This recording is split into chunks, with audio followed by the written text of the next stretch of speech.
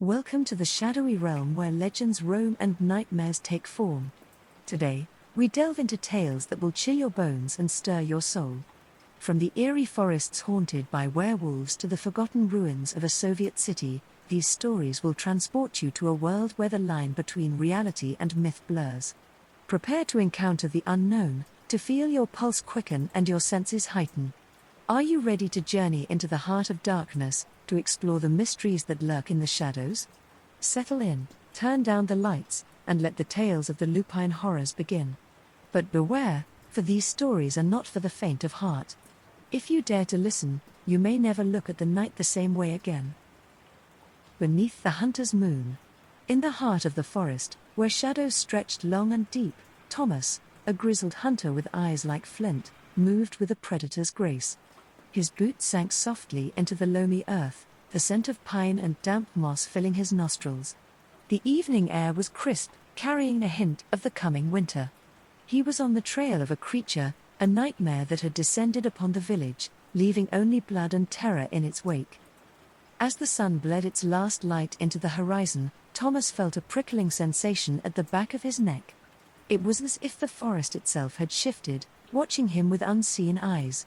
He heard the subtlest of movements, a whisper against the natural orchestra of rustling leaves and creaking branches. His hand tightened around the stock of his rifle, the wood familiar and reassuring under his fingers. The hunter's ears caught a sound, distant yet distinct, a low, guttural growl that seemed to crawl across the ground and up his spine. The growl grew in intensity, a symphony of rage and hunger that echoed between the trees. A shadow moved, swift and fluid. The werewolf emerged from the darkness, its fur a matted tapestry of black and grey, its eyes glowing like coals in the twilight. Thomas fired, the gunshot thunderous in the stillness. But the creature was a blur of motion, almost spectral in its agility. It dodged the bullet, its own movements a grotesque dance of feral grace. Its growls were now like thunder, shaking the very air around them. The chase began, a deadly game of cat and mouse. Thomas ran, his breath coming in sharp, ragged gasps. His boots pounded the forest floor, the sound a drumbeat to his racing heart.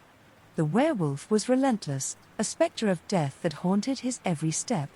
Its howls filled the woods, a terror-laden melody that seemed to come from everywhere and nowhere. Memories surged in Thomas's mind, memories of his wife, Emily, whose disappearance had left a gaping void in his life. Her laughter, once a melody in these very woods, now haunted him like a ghost. The pain of her absence was a constant ache, a darkness that no light could pierce. In a desperate bid for survival, Thomas led the creature to a clearing. The moon, full and luminous, cast an ethereal glow over the scene. The werewolf stopped at the clearing's edge, its chest heaving with exertion, its gaze locked onto Thomas. There, under the accusing glare of the moon, they stood. Thomas, with his rifle now a useless weight in his hands, and the werewolf, a monstrous testament to nature's cruel whimsy. A silent communication passed between them, a connection that transcended fear and fury. Thomas, driven by fear and dread, whispered, "Emily, I'll be with you soon." The werewolf's reaction was immediate. It recoiled, a whine of confusion and pain escaping it. Thomas saw it then, the scar on its foreleg, a memory of a past injury he knew all too well. It was Emily, the love of his life, now a creature of legend and nightmare. The rifle fell from his hands, landing with a soft thud on the mossy ground. Tears blurred his vision as he took a hesitant step forward. "Emily, it's me. It's Thomas." The werewolf, Emily, looked at him, her eyes a tempest of human intelligence and animalistic instinct. She approached slowly, her steps uncertain, the growls giving way to something akin to sobs. Thomas reached out, his hand brushing against her coarse fur. It was a touch that spoke of heartbreak and longing. There, beneath the hunter's moon, the boundaries of hunter and hunted blurred. They were two souls, lost and found in the embrace of a cruel fate.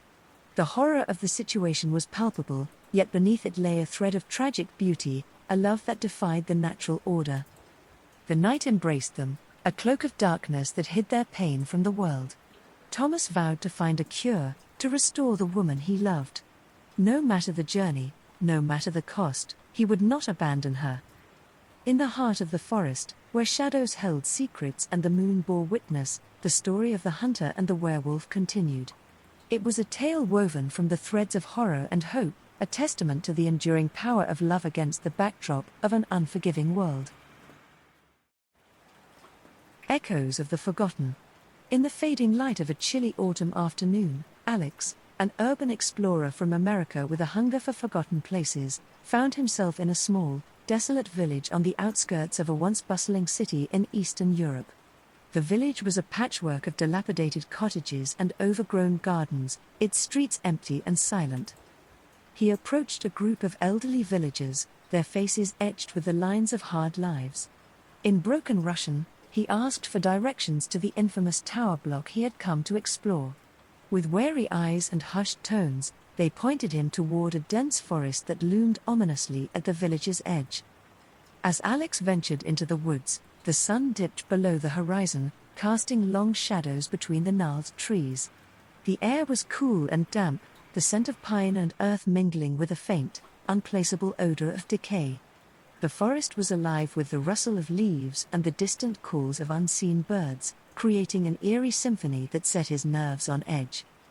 Emerging from the woods, Alex beheld the tower block, a looming relic of a bygone era. Its concrete facade was marred by time, windows shattered and walls graffiti-strewn. The setting sun cast the building in a harsh, orange glow, making it appear as if it were aflame. He entered the tower, his footsteps echoing in the vast, empty halls. The air inside was stale, thick with the odors of mold and neglect. His flashlight cast ghostly shadows on the walls, revealing remnants of lives long abandoned, faded wallpaper, broken furniture, graffiti crying out in silent protest. As dusk turned to night, Alex noticed he wasn't alone.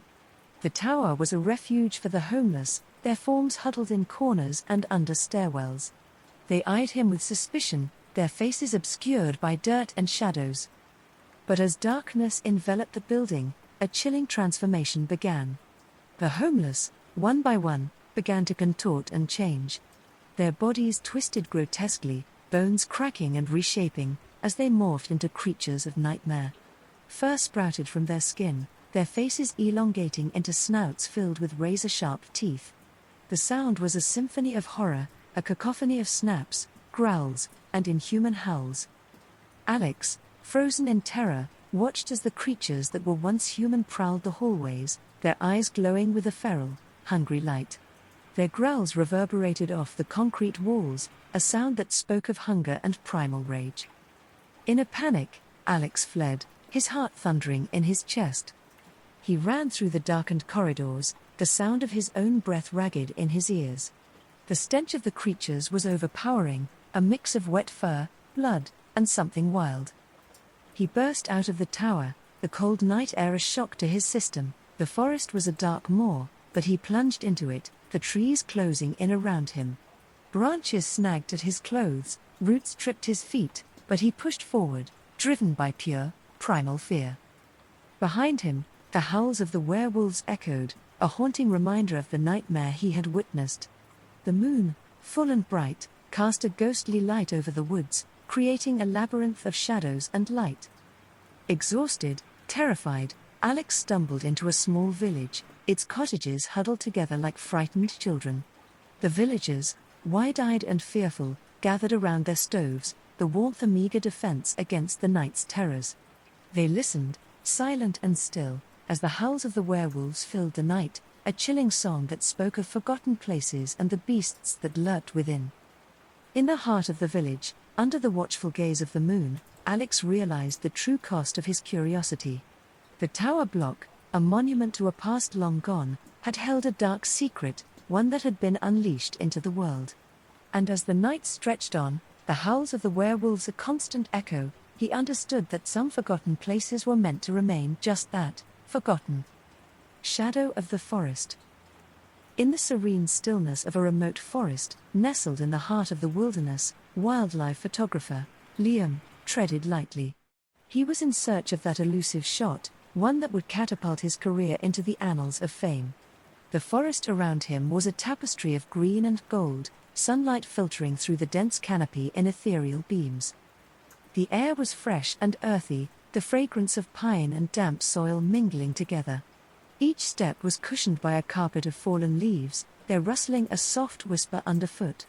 The distant call of birds and the gentle rustle of the wind through the trees formed a natural symphony, both calming and invigorating. Liam's camera was his third eye, capturing the hidden wonders of nature. He delighted in the little things, the iridescent shimmer of a dragonfly's wings, the curious gaze of a deer. His fingers danced over the camera controls with practiced ease, the click of the shutter a satisfying chorus to his silent hunt. As dusk approached, the forest transformed. The light dimmed, casting long, creeping shadows. The air grew cooler, the scent of the forest changing, becoming more earthy and wild. A sense of unease began to settle over Liam, a primal instinct that he was no longer alone. In the twilight, he saw them, shapes moving with fluid, unnatural grace. At first, he thought them to be wolves, but as he looked through his lens, he realized they were something else. They were larger, their forms distorted by an eerie otherness. Their fur was matted and uneven, eyes glowing with an unsettling intelligence. Liam's heart raced with excitement and fear. He knew he had stumbled upon something extraordinary, werewolves, creatures of legend and nightmare. His camera clicked rapidly, capturing this unbelievable moment. But as the flash pierced the growing darkness, the creatures turned, their eyes fixing on him with a predatory interest. The air grew tense, charged with a palpable sense of danger. The forest was silent now, the birds and small creatures having retreated. The only sounds were the soft growls of the werewolves and the rapid beating of Liam's heart. Realizing the peril he was in, Liam turned to leave, but the werewolves moved with him, their growls growing louder, more threatening. The stench of them was overpowering, a musky, wild smell that filled his nostrils and made his stomach churn. He ran, his breath coming in sharp gasps, the camera bouncing against his chest. The forest was a maze of shadows and deceptive light, the moon playing tricks with his eyes. Branches reached out like gnarled fingers, grabbing at him, the ground uneven and treacherous underfoot. The howls of the werewolves were a constant terror at his back, a reminder that he was being hunted. They were toying with him, he realized, herding him deeper into the forest. Liam stumbled into a clearing, the moonlight stark and bright overhead. He was surrounded, the werewolves emerging from the shadows, their teeth bared, eyes alight with a ferocious hunger. In that moment, Liam understood the true cost of his ambition. His desire for fame had led him into the jaws of a nightmare. With a trembling hand, he raised his camera, capturing one last image, a testament to his fatal curiosity. The night air was filled with the sound of growls and the desperate, ragged breaths of a man facing his end. The werewolves closed in, a pack united in their primal instinct. In the heart of the remote forest, under the watchful gaze of the moon, Liam's story came to a harrowing conclusion. The camera, his once trusted companion, lay forgotten on the forest floor, its lens staring blankly up at the sky. The photographs it contained were a haunting legacy, a glimpse into a world that was never meant to be seen. The forest reclaimed its secret, the howls of the werewolves fading into the night, a chilling reminder of the thin veil between myth and reality. And as the dawn approached, the forest returned to its serene stillness, as if the night's terror had been nothing but a shadow, a fleeting whisper in the wind. Thank you for joining us on this spine-tingling journey through tales of terror and mystery.